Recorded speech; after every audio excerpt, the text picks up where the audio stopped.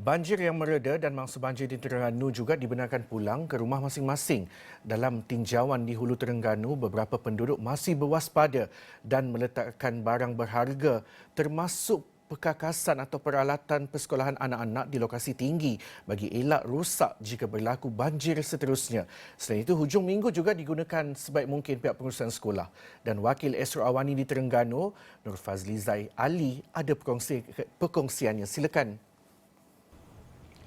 Baik, terima kasih rakan setugas di Pusat Penyiaran Asia Bukit Jalil. Benar seperti yang dikatakan, cuti persekolahan juga telah berada di penghujung sebelum pelajar ataupun murid akan kembali ke sekolah pada Selasa ini, di mana gelombang banjir yang melanda Terengganu pada hari lalu telah menyaksikan sebanyak 32 sekolah di negeri Terengganu ini telah terjejas, dan setakat ini hanya 3 buah sekolah di daerah Dungun dilaporkan masih lagi terkesan dengan bencana banjir ini. Namun di mana saya difahamkan sekolah berkenaan akan dapat meneruskan sesi persekolahan seperti biasa.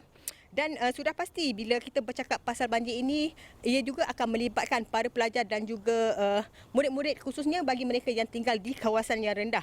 Bagi penduduk yang tinggal di kawasan yang terjejas dengan banjir ini, selain daripada dokumen penting, uniform sekolah dan juga peralatan sekolah antara keperluan yang utama yang mereka selamatkan, di mana banjir yang melanda kampung mereka sebelum ini telah menghanyutkan pakaian dan juga uniform sekolah anak serta cucu mereka. Meskipun telah melakukan persiapan awal, namun kenaikan paras air yang mendadak itu tetap menghanyutkan barangan yang telah diselamatkan itu. Dan kita ikuti dulu perkongsian daripada penduduk ini. Sebab air ni ia mari derah sangat kan. Jadi kami dah nak selamat napa-napa. Jadi baju sekolah pun habis punah habis. Anyuk habis. Jadi itulah macam kita nak belikan lah makan modal juga. Main anak sekolah apa ni. Kali ni maknanya beringatlah. Maknanya sipang awal-awal apa sebab gitulah. Alih kat tempat tinggi lah. Alih kat tempat tinggi mana buat tempat letak atas meja apa. Barang-barang pun gitulah tempat tinggi lah. Setiap kali hujan lebat kenapa ke memang dia letak baju tu dalam beg dah. Pakaian sekolah ya. Dia memang sedia awal dah lah. Letaklah beg, lepas tu kalau nak mindah tu bawa sekali dengan beg lalu. Kalau macam kalau dah letaklah beg kan, habis hanyut banjir kan kena nak pergi beli pula kat kedai, kena modal pula nak beli ke modal tu hujang kan, jadi duk kerja lah. Meskipun terdapat uniform maupun peralatan sekolah yang dihanyutkan ataupun ditenggelami banjir, namun itu bukanlah alasan untuk para pelajar ini kembali ke sekolah pada Selasa ini, di mana Jabatan Pendidikan Negeri Terengganu memberi kelonggaran kepada mereka yang terjejas ini untuk ke sekolah meskipun hanya berpakaian biasa.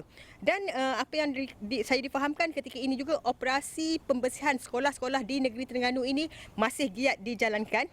Dan ketika ini juga keadaan banjir di Terengganu ini beransur pulih, di mana mangsa yang terjejas pada ketika ini juga semakin berkurangan dan hanya lebih 100 mangsa masih berlindung di 3 pusat pembinaan sementara membabitkan daerah Kuala Nerus dan juga Dungun.